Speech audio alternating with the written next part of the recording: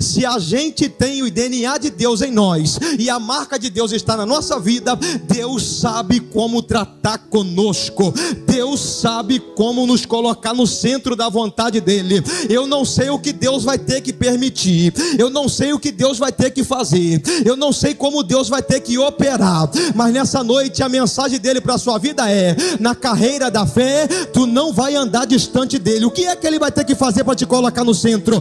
Deus não vai medir esforços, mas você vai ficar no lugar que ele te plantou. Se você quisesse fazer o que você quiser da sua vida, você não tinha aceitado Jesus como Salvador, mas a Bíblia diz que agora não ando mais eu, é ele quem vive em mim. Tu está amarrado no altar, tu está amarrado nele, tu está escondido no Senhor, e no altar você não faz o que quer, no altar você não vai aonde quer, no altar você não veste o que quer, no altar você não fala o que quer, no altar você senta no banco do carona, coloca a chave na mão do Espírito Santo, e é ele que guia a sua história, é ele que guia a sua vida, é ele que determina onde você vai chegar. É culto da juventude, então lá vai. É melhor sentar no banco do carona e deixar Deus fazer, do que sentar Deus no banco do carona e pegar a chave do motorista. Quando você entrega a chave na mão dele, os seus pés vai tocar aonde você nunca pensou em chegar. Deus vai fazer. Alguém está de mão levantada lá atrás, alguém já está recebendo aqui na frente, o obreiro já está recebendo essa palavra.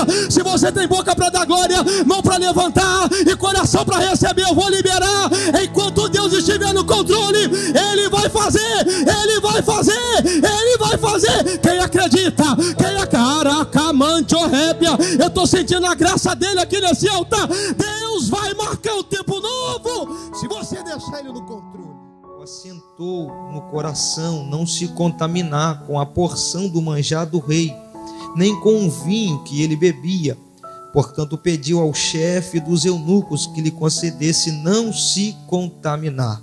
Ora, deu Deus a Daniel graça e misericórdia diante do chefe dos eunucos. Ora, deu Deus a Daniel graça e misericórdia diante do chefe dos eunucos. Pode se assentar glorificando ao Senhor.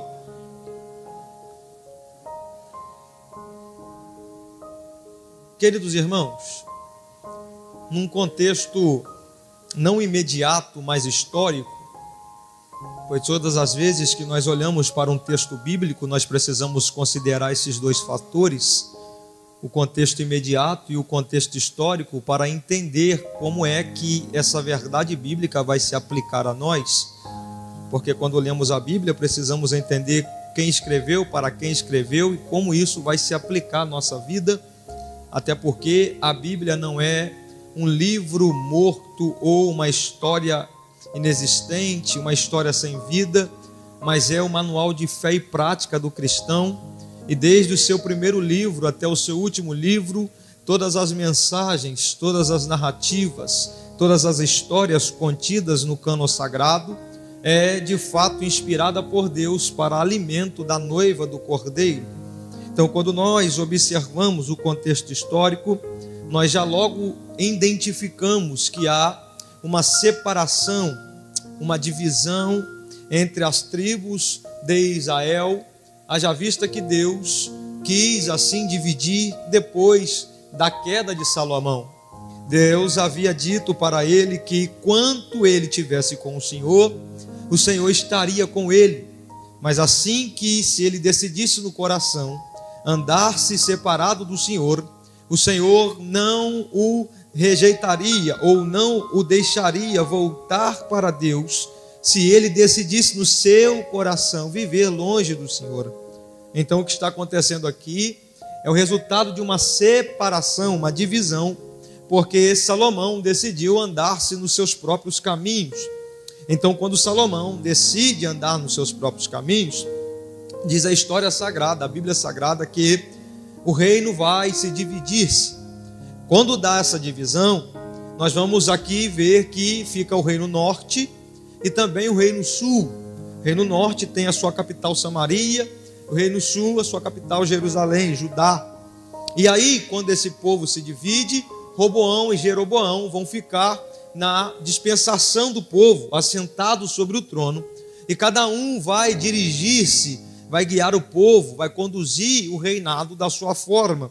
Quando nós olhamos para o Reino Norte, nós vamos encontrar no Reino Norte uma particularidade.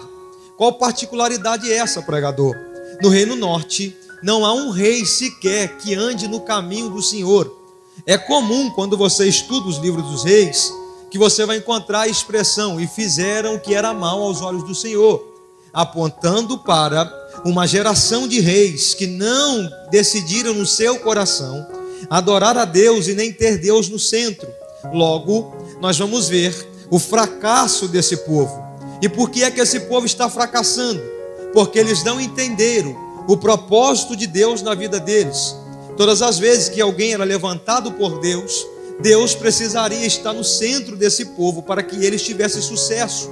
Então quem se assenta no trono entende: eu já tenho poder, eu já tenho autoridade, já tenho unção real, já tenho cadeira, já tenho poder, eu mando, eu faço, eu posso, eu tenho, eu dou, eu tiro, e eu não preciso atrair Deus para o meu reinado. Então, logo eles estão ensinando que é melhor estar com as coisas que Deus faz do que os Deus que faz as coisas. E todas as vezes que eu decido só estar com as coisas de Deus e não com o Deus das coisas, vai dar errado, eu vou fracassar, as coisas não vão andar na minha vida. E é isso que está acontecendo com esse povo. Não tem um rei sequer que decide fazer aquilo que agrada ao Senhor.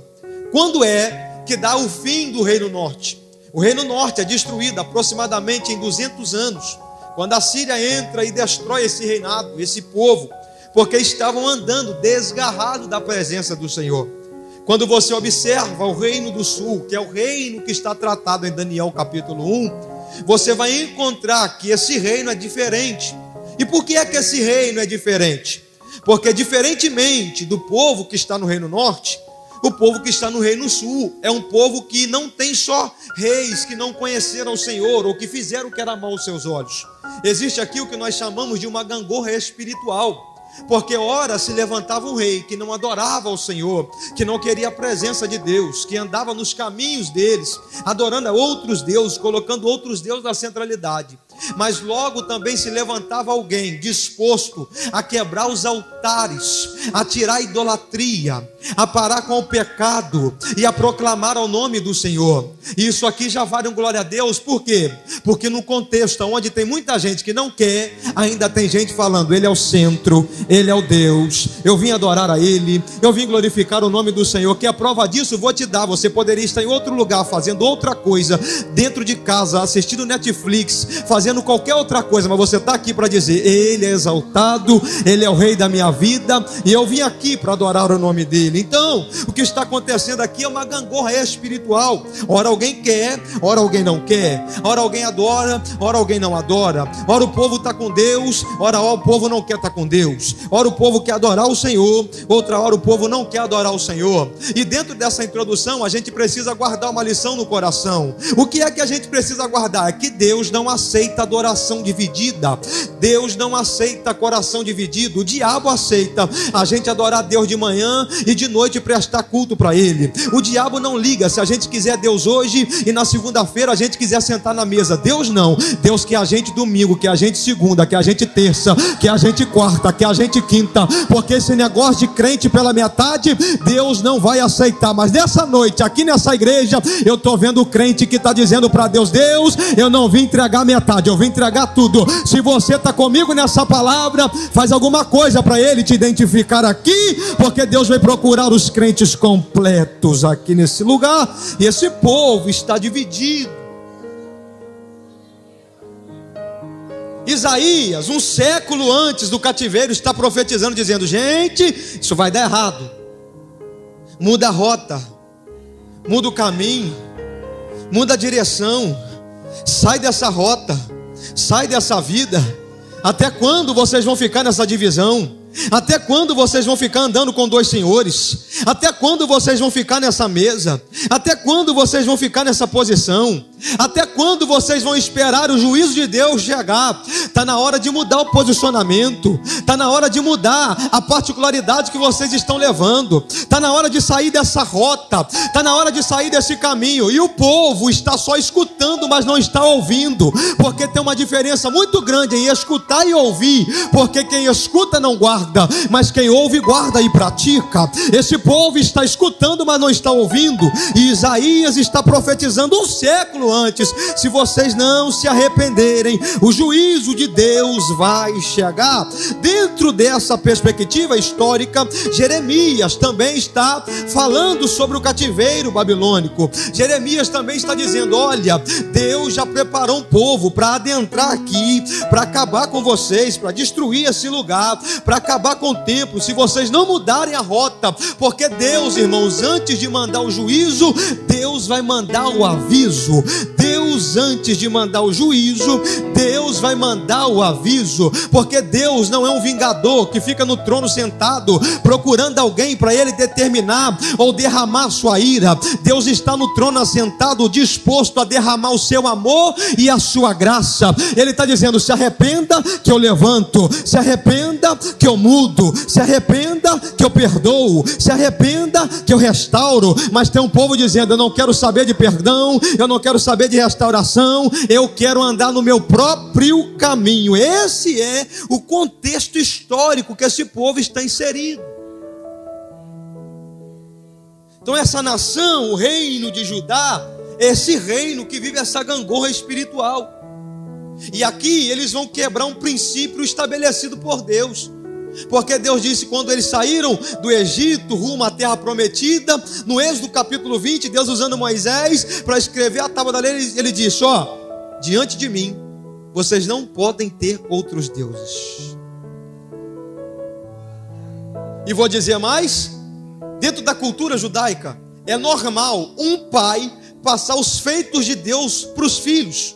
Como é que os filhos conheciam Deus? Pela cultura de pai para filho que se passava. Então uma criança até os 12 anos era ela formada pelo pai, e o pai contava: olha, o nosso Deus é o Deus de Abraão, de Isaac, de Jacó. Ele desceu no Egito, tirou o povo de lá com mãos fortes, ele abriu o mar vermelho. No deserto a roupa crescia, o corpo crescia, a roupa também, os pés cresciam, o sapato crescia também. No deserto não tinha padaria, não tinha açougue para comprar carne, mas de manhã o maná descia do céu e o povo era alimentado. No deserto não tinha uma mina d'água, não tinha um lugar, um reservatório para o povo tomar água, mas era só Moisés tocar na rocha que a água aparecia e o povo não morria de sede. No deserto, filho, o negócio lá de dia era muito quente, pensa no sol escaldante, mas só que o papai do céu, sabe o que ele fazia? Ele colocava uma coluna de nuvem para ninguém morrer. E de noite era um frio demais, de noite a temperatura caía, só que ele de manhã era nuvem, mas de manhã ele era fogo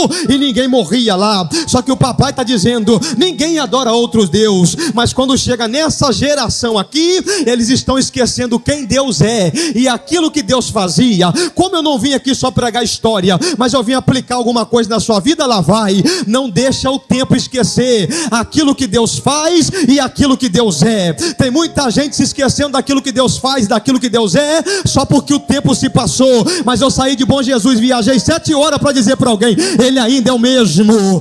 Ai, Jesus da glória, ele ainda continua o mesmo, ele ainda continua salvando, ele ainda continua libertando, ele ainda continua transformando, ele ainda continua curando, ele ainda continua batizando, ele ainda continua enchendo os crentes de poder, ele ainda continua derrotando Satanás, ele ainda continua sendo a nossa fortaleza, o nosso escudo, ele ainda continua sendo o Deus da providência. E nessa noite aqui em Caetés ele está dizendo: eu sou o que sou. Não deixa o tempo fazer você esquecer aquilo que eu represento. Tem alguém mais sentindo essa glória aqui? O Deus que não muda com o tempo ainda está nessa casa. É Bachuri Ravacamante Orébia. Porque tem gente deixando o tempo fazer ele esquecer quem Deus é e aquilo que Deus faz. E essa geração, só por causa do tempo, achou que podia esquecer quem Deus era. esquecer aquilo que Deus estabeleceu, esquecer aquilo que Deus providenciou. E aí, quando nós olhamos o contexto histórico, nós entramos no contexto imediato. Nesse tempo aqui, Nabucodonosor já é um imperador, já é um rei, já é um governante que tem o seu poder bélico, que tem um exército estruturado, que tem uma realeza, uma fortaleza na Babilônia. E no mundo antigo, a Babilônia era a maior representatividade da idolatria.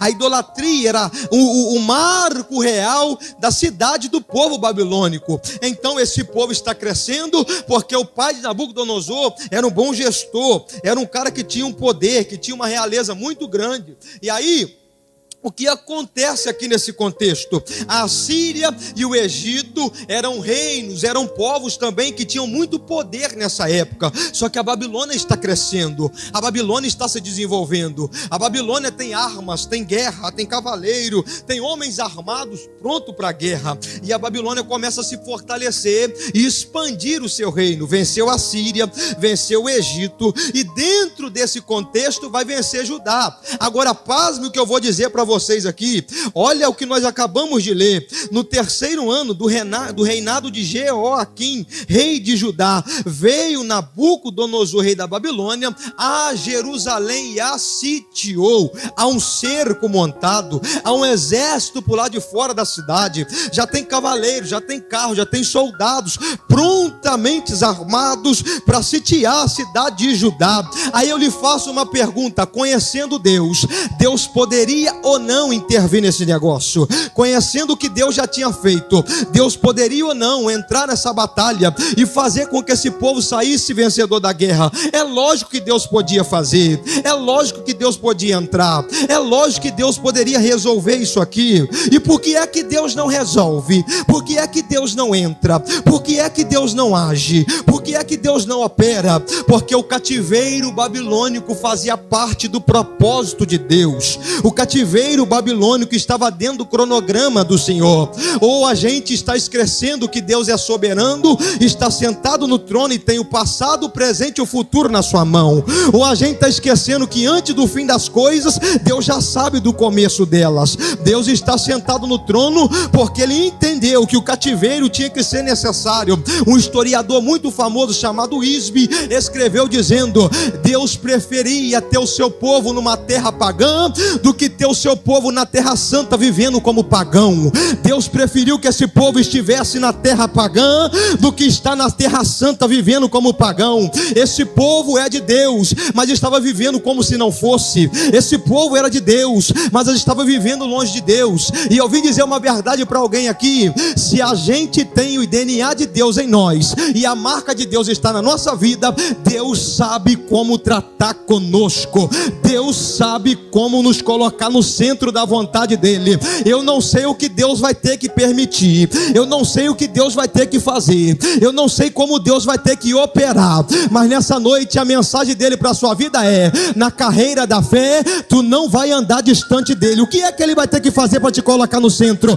Deus não vai medir esforços, mas você vai ficar no lugar que ele te plantou. Se você quisesse fazer o que você quiser da sua vida, você não tinha aceitado Jesus como Salvador, mas a Bíblia diz que agora não ando mais eu, é Ele quem vive em mim. Tu está amarrado no altar, tu está amarrado nele, tu está escondido no Senhor. E no altar você não faz o que quer, no altar você não vai aonde quer, no altar você não veste o que quer, no altar você não fala o que quer, no altar você senta no banco do carona, coloca a chave na mão do Espírito Santo, e é Ele que guia a sua história, é Ele que guia a sua vida, é Ele que determina onde você vai chegar. É culto da juventude, então lá vai. É melhor sentar no banco do carona e deixar Deus fazer, do que sentar Deus no banco do carona e pegar a chave do motorista. Quando você entrega a chave na mão dele, os seus pés vai tocar aonde você nunca pensou em chegar. Deus vai fazer. Alguém está de mão levantada lá atrás, alguém já está recebendo aqui na frente, o obreiro já está recebendo essa palavra.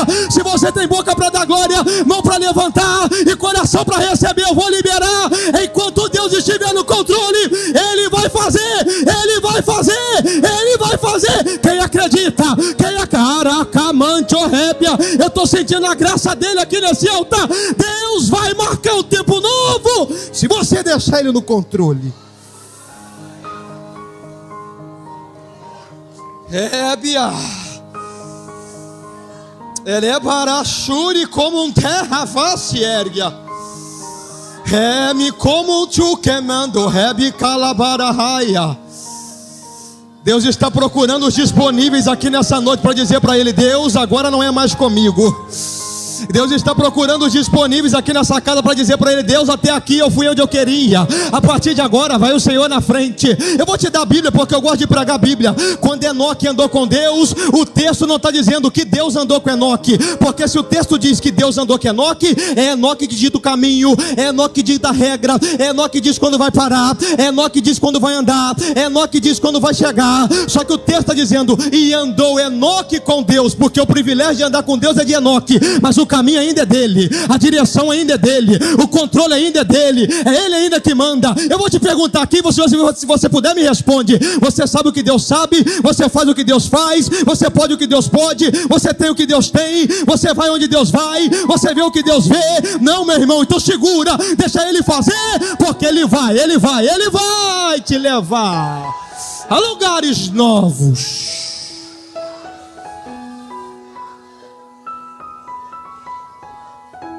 Deus está no controle. E o texto está dizendo: e o Senhor entregou, não é o diabo, não é o Nabucodonosor que quer ir lá, é o Senhor que está entregando, meu pastor. É o próprio Deus que está dizendo: a partir de agora eu vou colocar vocês na Babilônia. A partir de agora eu vou inserir vocês no meio de um povo pagão. Porque Israel nunca soube lidar com a idolatria até sair do Egito, desde que saiu do Egito. Existe uma linha tênue que leva esse povo ao extremo de uma hora querer Deus e outra hora não querer. E Deus precisava colocar um basta nisso. Deus precisava resolver esse problema de uma vez por todas. E Deus está dizendo: vocês não querem ser idólatra? Então vou colocar vocês no meio do maior povo que tem idolatria na vida. Aí o Senhor vai entregar esse povo na mão deles e vai conduzi-lo a eles à Babilônia. Imagine comigo, gente, um povo que foi escolhido para ser de Deus, um povo que foi escolhido para estar na mão do Senhor, um povo que foi escolhido para adorar a Deus exclusivamente. Eles tinham o selo da presença de Deus, estão rejeitando Deus, agora estão chegando na Babilônia cativo. Passou um filme na cabeça desse descendente, porque eles conheciam que primeiro o cativeiro que eles passaram foram no Egito, e agora eles estão indo para o cativeiro babilônico. E isso passa um filme na cabeça deles, tudo de novo. Os nossos antepassados já passaram isso, agora é a nossa vez. Só que as coisas ficam pior. Por quê? Porque o pecado vai fazer eles perderem o lugar da comunhão. Porque em 3 levas Nabucodonosor destrói a cidade. Na primeira é o que Daniel vai. Na segunda, ele leva o rei. Na terceira, ele queima a cidade e destrói o templo. E o que o templo representa? O templo representa o lugar da glória. O templo representa o lugar do culto. O templo representa o lugar da adoração. Para você ter uma ideia, que os judeus gostavam tanto do templo que eles acreditavam que Deus não se manifestaria em outro lugar a não ser lá. E o lugar do encontro com Deus está sendo destruído, porque a função do pecado é essa: destruir o lugar que a gente se encontra com Deus. Já viu alguém que está no pecado? Ele não consegue orar mais. Alguém que vive na praia do pecado não consegue ler mais a Bíblia. Alguém que vive na praia do pecado, o pastor marca o culto de doutrina, ele não vem. Na escola dominical ele não aparece. Por quê? Porque o pecado tira a gente do lugar do encontro. E esse povo agora está vendo o lugar da adoração sendo destruída. E vou dizer uma verdade: uma coisa que faz o diabo se alegrar é quando ele vê um adorador não ter forças mais para adorar. O que mantém a alegria do inimigo é quando o adorador não tem mais força para adorar.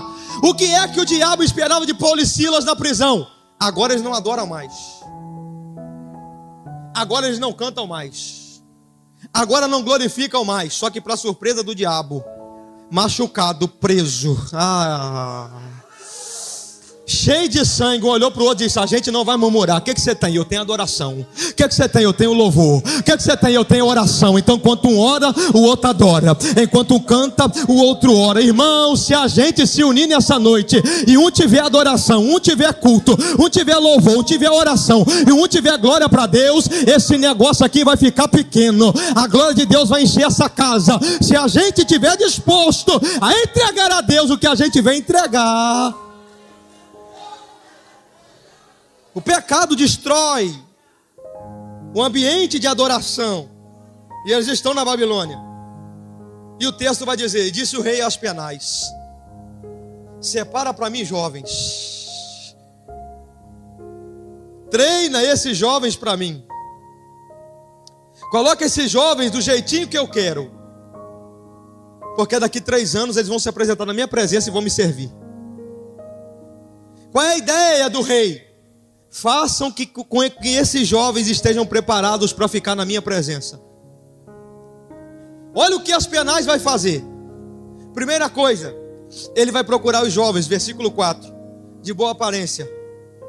Ele vai procurar os jovens que sabiam falar bem. Ele vai procurar os jovens que tinham condições físicas, intelectuais, prontos para o serviço, para servir ao rei. E quando eu li isso aqui, o Espírito Santo falou algo muito grande no meu coração. Olha as características dos jovens que estão sendo procurados pelo rei. Jovens que tinham alguma coisa para oferecer. E quando eu li isso, o Espírito Santo gritou no meu coração: o inferno não investe em aquele que não tem nada para oferecer. É por isso que a juventude na igreja é muito atacada. E vou dizer mais: não tem idade para o diabo atacar. Ele ataca jovem, ele ataca pastor, ele ataca irmã do ciclo de oração, ele ataca criança, ele ataca adolescente, ele ataca pregador, ele ataca a irmã da cantina, ele ataca o irmão que lava banheiro. Por quê, irmão? Porque ele sabe atacar aquele que tem alguma coisa para oferecer. Você já viu passarinheiro querer prender passarinho ruim, sem valor? Passarinheiro só procura passarinho bom e de valor. Nessa noite o diabo não sai daqui frustrado, sai daqui alegre, porque ele viu que você tem alguma coisa para oferecer. Só que eu vou mais além, porque a mensagem aqui não é colocar o homem no centro. A mensagem aqui é Cristo no centro. Sabe por que ele quer atacar? Não é por aquilo que você carrega por fora. Ele só ataca a gente por aquilo que a gente carrega por dentro. É por causa da presença de Deus que está em nós. É por isso que ele está dizendo: prepara jovem bom, prepara jovem que tem poder, prepara jovem que está consagrando, prepara jovem aqui que tem aparência. E quando eles estiverem preparados, eu vou fazer uma lavagem cerebral neles. Eu vou mudar o nome deles, eu vou mudar o caráter deles, eu vou mudar a identidade deles,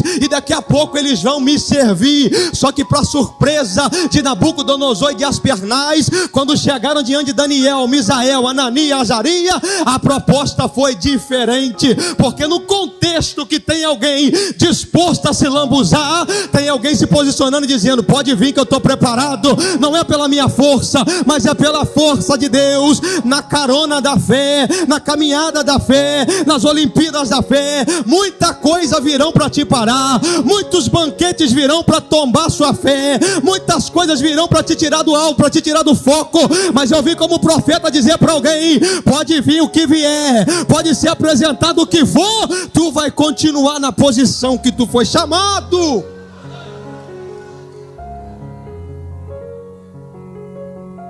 Troca a roupa, troca o nome, troca a identidade, mexe com os meninos. Por quê? Porque se está na Babilônia, tem que se comportar como a Babilônia.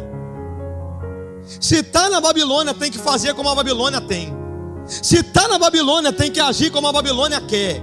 Se está na Babilônia, tem que se vestir como a Babilônia. E quem é que disse que judeu que está na Babilônia vai ser contaminado pelo ambiente?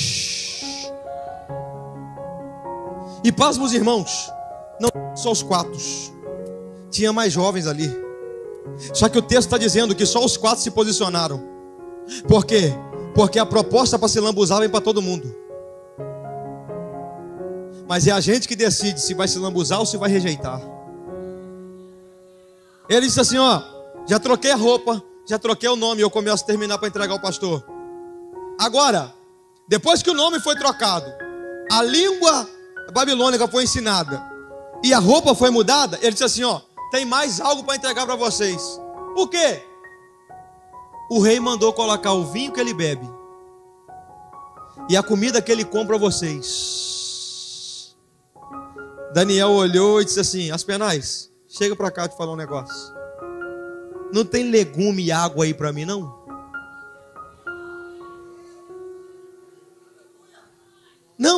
Não, o que o rei está oferecendo é melhor. Daniel falou: Aspenais, não tem água e não tem legume aí para mim não?